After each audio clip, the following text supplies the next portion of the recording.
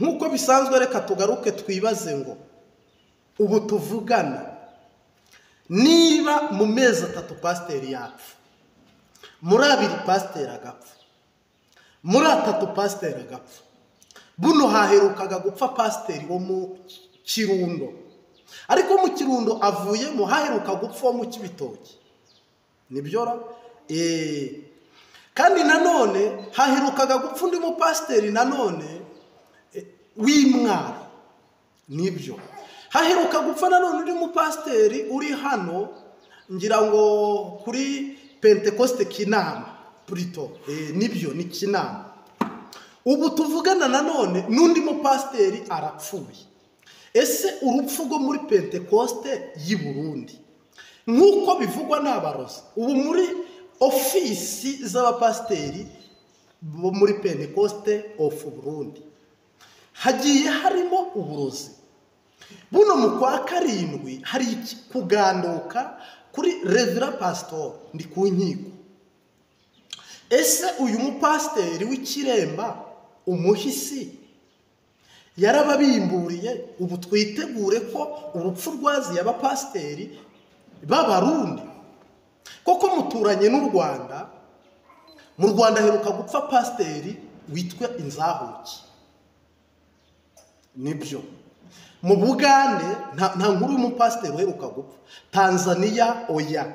Reka rero tugaruke twibaze ngo uru rupfu nk'uko abantu bahoze babivuga, iyi nkuru umuntu wabyutse kare akareba kuri channel imwe yendage ntaje no kwamamaza hano yagaragayeho urupfu rw'umupasiteri Burundi, ariko ntacyo turabashyiriramo na video avuga ngo pasiteri yishwe n'uburozi, ngo umupasiteri bamuroze arozwe n'abadiyakoni. Noneho rero iyi nkuru iza kurangira ivuga ngo nuwo muri Pentecote, ariko noneho nge mbajije abantu basengera muri Pentecote Kayogoro barampakanira. Bantu nabajije bikayogoro bampakaniye ko nta mupasiteri wapfuye bafite. Ariko tugaruke twibaze rero, kandi subscribe kwigicano Imbabazi TV 3 ujye ubasha kubana natwe mwidonido n'amakuru. Twahirukanaga mbabwira uyoboye misiyoni ya Ntahangwa, inzego z'iperereza documentation zamujyanye. Twahirukanaga nanone mbabwira izindi nkuru zitandukanye, ariko n'ubu ndagarutse rero kubabwira iby'uru rupfu cyangwa se tukuza kwizipfu za hato na hato ariko zidasobanutse. Ubundi abantu b'Imana barasaza, uzarebe nka pasiteri Mpyisi mu Rwanda, Ezira Mpyisi yarengeje imyaka 40. Abapasiteri abakozi b'Imana rwose basaza neza kandi bamara imyaka myinshi. Kinaragwana ribarikiwe. Nagira ngo mbwire rero, nibaza nawe wibaza, tunabazanya, ese koko n'uburozi abadiyakoni bafite uburozi bari kugendana mu ishengero umwuka w'Imana atabona? Ese koko nanone twibaze, ese ni umwimbu Yesu ari kwimbura abapasitoro mu gihugu cy'u Burundi?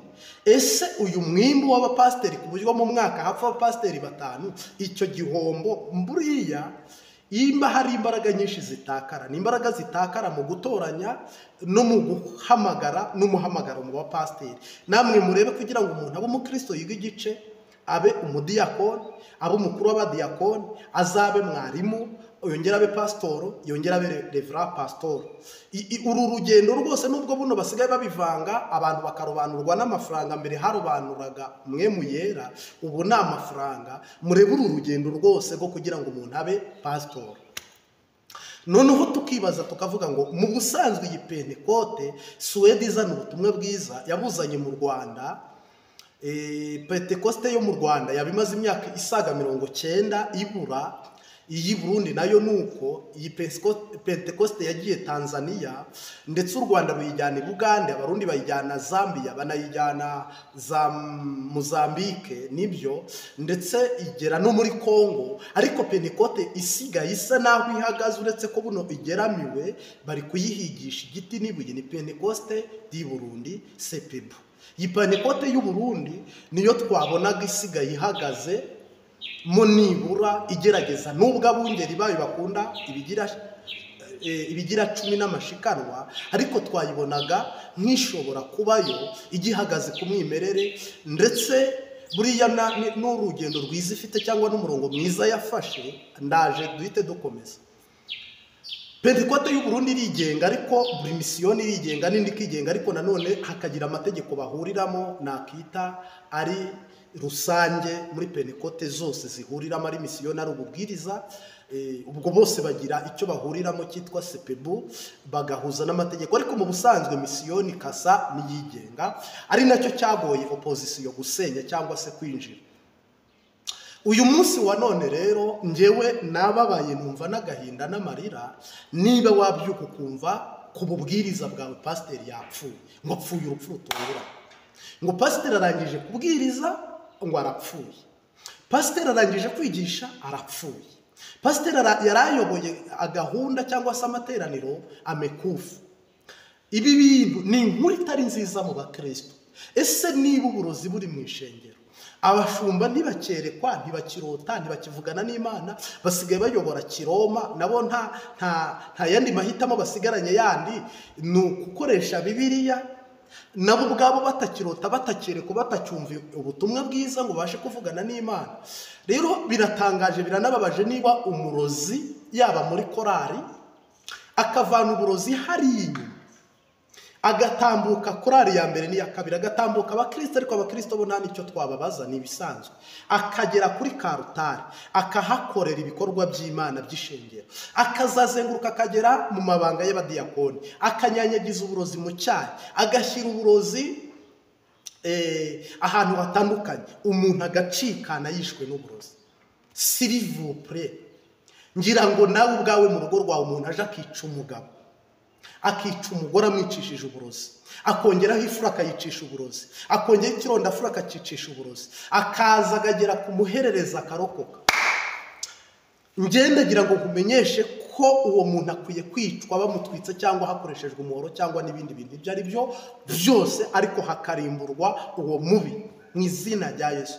Niba abantu bajya ku mpanda muri uku kwezi bakaririmba bagandaye kuri pasiteri, mu kundi kwezi bagasubira ku mpanda bakaririmba bagandaye kuri pasiteri, mu kundi kwezi ese nta nubwo mu ruha ntimunaruhuka?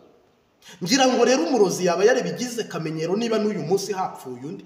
Ngira ngo rero umurozi haba nge sindayemeza aya makuru 100% ko n'uyu mupasiteri muri misiyoni ya Kayogoro ndetse mu bubwiriza Kayogoro ihagarariye, ntabwo ndayemeza, sinkwe no kuyemeza iyi nkuru, sinkwe no kuyumva, sinkwe no kubyakira, birakaba igihuha, biba atari byo, biragahera mu babyifuza cyangwa mu babikora. Ariko s'il-vous-plaît, ntabwo twifuza ko hapfa abapasitori, kuko abapasiteri bafite umurimo mugari, bafite umurimo munini. Abapasiteri bafite igikorwa kitari kigufi, bafite igikorwa kirekire. Niba rero umuntu yakihererana uburozi akabumarana umwaka mu rusengero ntayerekwa, akabumarana 3 mu rusengero ntahishurirwa, akabumarana 3 mu rusengero ntajwi abakristo bari kumva, akajya agenda bisiga ku bana baje mu materaniro, akagenda akabiha impinja, akagenda akabiha abandi bantu batandukanye, n'ubundi mu rusengero. Ese ibi bintu ninde muntu wabikomera amashyi? Ninde muntu wabiha amashimwe? Mu izina rya Yesu Kristo, Pentekote yahozemo mwuka wera wo gusohora ikizira ahera.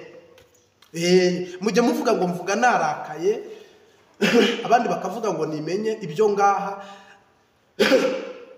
Umusozi umwe tuzawuhuriraho, ariko duturutse mu misozi myinshi. Umwungeri ni umwe, ariko aturagiriye mu misozi itandukanye.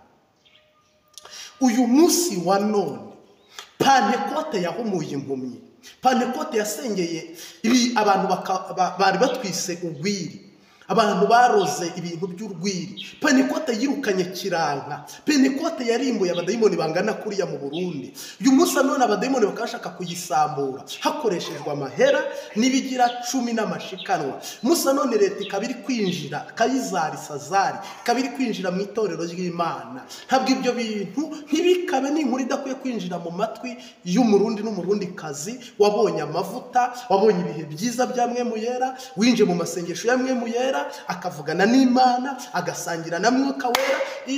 Kwa jina la Yesu Kristo turavumya abadayimoni. Ese aba baririmbyi bose, amakorari yose yo mu Burundi, Yesu yabe yahamagariye iki? Gusenga. Abadiyakoni, abaprotokole, Yesu yabahamagariye iki? Gusenga. abaririmbyi bose n'abandi bantu batandukanye se bahamagara iki gusenga. Niba uyu munsi amasengesho yacu nta mumara kimaze, nta bushobozi agifite bwo guhangana n'abarozi, bwo gutsinda abarozi, bwo kumenagura abarozi, bundi ubwo twaba tumaze iki mu rusengero rw'Imana? None undi mupasiteri arapfuye, abazimu bashye.